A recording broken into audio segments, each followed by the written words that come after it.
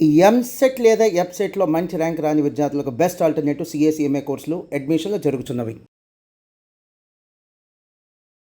అందరికీ నమస్కారం. నా పేరు మాధురి. మీరు చూస్తుంది సుమన్ టీవీ నెట్వర్క్. మనకు తెలియని ఎన్నో ఆధ్యాత్మిక విషయాలు మనకి తెలియజేయడానికి మనతో పాటు ఉన్నారు ప్రముఖ జ్యోతిష్య పండితులు బ్రహ్మశ్రీ సుధీర్ శర్మ గురువు గారు.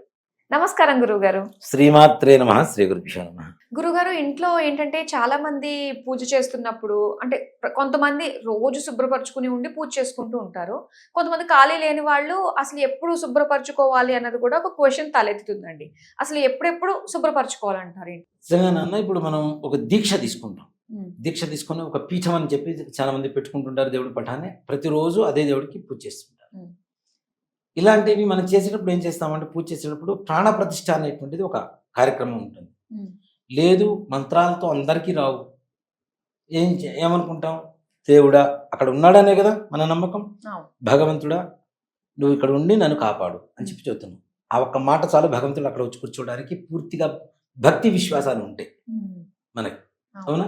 భగవంతుడు వచ్చిన ప్రతిరోజు అన్ని కదిలిస్తుంటే కష్టం కదా. ఉమ్, మనం చేస్తుంది విగ్రహ ప్రతిష్ఠ కాదు, యంత్ర ప్రతిష్ఠ కాదు, కేవలం పటాలు, మన దగ్గర ఉండేటువంటి చర విగ్రహాలు ఎప్పుడప్పుడు మూవ్ చేసుకునేటువంటి. ప్రతినిత్యం అభిషేకం చేసుకోవడానికి కొన్ని కొన్ని ఉంటాయి నాన్న. వీటిలో శివలింగం ఒకటి, దాంతోపాటు విష్ణుమూర్తి ఒకటి, అలాగే సూర్య భగవానుడు ఆదిత్యం ఒకటి, అంబికం అంటే అమ్మవారు.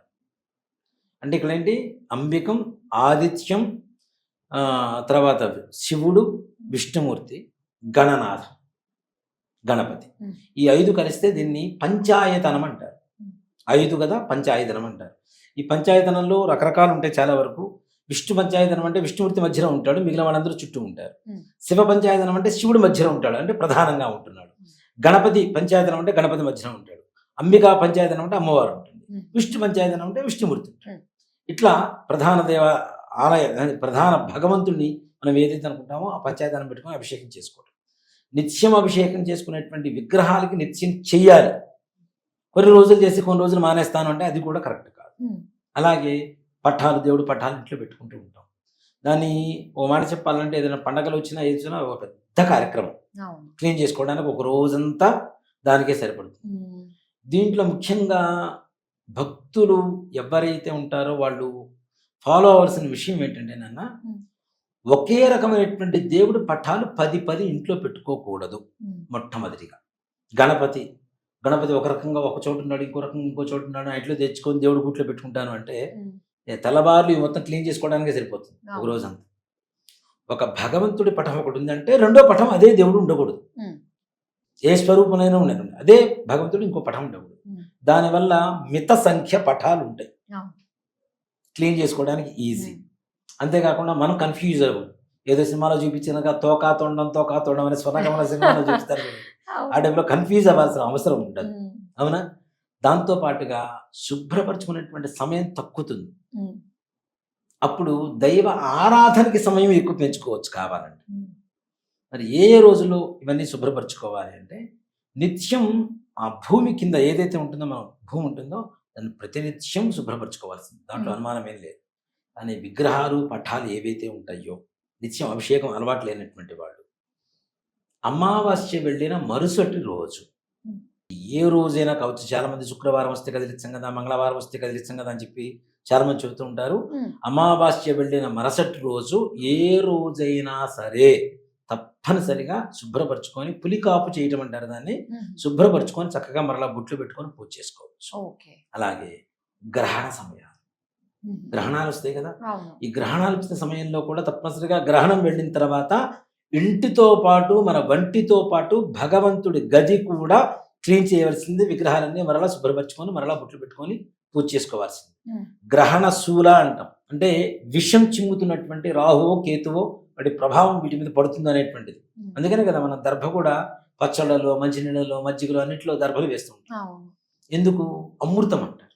దర్భ అంటే అమృతం. గరుత్మంతుడు సవతి తల్లి సర్పమాత గరుత్మంతుని హింసిస్తూ ఉంటే, తల్లి నాకు నీ దగ్గర నుంచి విమోచన కలిగే మార్గం ఏమైనా చెప్పు అంటే, నా సర్పజాతి మొత్తానికి అమృతం ఇస్తే చాలు, నేను వదిలేస్తానని చెప్పింది. గరుత్మంతుడు అమృత భాండం పట్టుకొని వస్తూ ఉన్నాడు. ఇంద్రుడు చూశాడు, చూసి ఇది కనుక సర్పజాతికి అందితే సర్పజాతి అంతం కాకపోతే ప్రపంచం మొత్తం వినాశనం. పాము 23 గంటలు నిద్రపోయి 1 గంట ఆహారానికి వెళ్తుంది. ఓహో. సర్పానా మతి నిద్ర అని చెప్పి శాస్త్రం చెబుతూ ఉంది.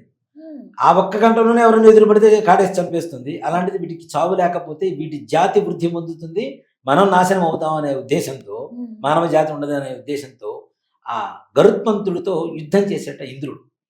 యుద్ధం చేస్తున్నటువంటి సమయంలో అమృత భాండం తొణికి ఒక గడ్డి రేణువు మీద పడింది. ఈ పాములు వచ్చి గడ్డి రేణువుని ఇట్లా నాకుతున్నప్పుడు ఆ గడ్డి షార్ప్గా ఉంటుంది కదా, నాలుక చీలిపోయి 2 నాలుకలు అయిపోయినాయి. ఓహో. ఎక్కడైతే గడ్డి మీద పడిందో దాన్ని దర్భ అంటున్నాం. అంటే అది అమృతంతో సమానం. ఇక్కడ విషపూరితమైనటువంటి రాహుకేతువులు సర్పాలు కదా వీళ్ళు, వీళ్ళ విషం ఈ పదార్థాల మీద గ్రహణ సమయంలో పడుతుంది కాబట్టి ఈ దర్భ వేస్తే అది అమృతంగా మారిపోతుంది అని చెప్పడం కోసం అమృతం మనం దర్భ వేస్తాం. ఓకే. ఇది కాబట్టి ఈ రకమైనటువంటి పరిస్థితులు ఉన్నాయి. కానీ గ్రహణం వెళ్ళిన తర్వాత తప్పనిసరిగా శుభ్రపరచుకోవాలి. ఏది విశేషమైన పండుగలు వచ్చినాయి, అలాంటి పండుగలు వచ్చే ముందు మాత్రం శుభ్రపరచుకోవాలి తప్పనిసరిగా. ఇప్పుడు మనం ఎంత శుభ్రంగా ఉంటున్నామో దేవుడు కూడా అంతే శుభ్రంగా ఉండాలి. నా దృష్టిలో ఎక్కడ శుభ్రం ఉంటే అక్కడ లక్ష్మీదేవి ఉంటుందని చెప్తా. దేనికంటే లేచినప్పుడు నేను కూడా 10 సార్లు నా ఇల్లంతా క్లీన్ చేసుకుంటూ కూర్చుంటాను కాబట్టి నీట్గా. అంటే శుభ్రత లేకపోతే మనమే ఉండను నాన్న, దేవతలు ఎందుకు ఉంటారు నాన్న? వాళ్ళకి ఏం అవసరం? నువ్వు పడి ఉండు అంటే ఎట్లా పడి ఉంటారు వాళ్ళు? వాళ్ళకి ఇవ్వాల్సినటువంటి గౌరవం ఇవ్వాలి, వాళ్ళకి ఇవ్వాల్సినటువంటి స్థానం ఇవ్వాలి కదా. కాబట్టి గ్రహణ సమయాల్లో కావచ్చు, పండగ సమయాల్లో గురువారం అంటే శుక్రవారం మంగళవారం కాకుండా శుభ్రపరచుకోవడం అనేది మంచిది. పండగల ముందు తప్పనిసరిగా అలా శుభ్రపరచుకునేటువంటి పరిస్థితులు ఈ రోజులో ఉంటుంది కాబట్టి తప్పనిసరిగా చేసుకోవచ్చు. అమావాస్య వెళ్ళినటువంటి మరుసటి రోజు ఎలాంటి రోజైనా దానికి ఏ రకమైనటువంటి సమస్య లేదు, చక్కగా శుభ్రం చేసుకొని దేవతా పూజ చేసుకోవచ్చు. ఇది చాలా మందికి కామన్ గా అడిగే క్వశ్చన్ అండి. సో చాలా చక్కగా క్లియర్ గా ఎక్స్ప్లెయిన్ చేసినందుకు థ్యాంక్ యూ సో మచ్. శ్రీమాత్రే నమః. శ్రీ గురుభ్యో నమః.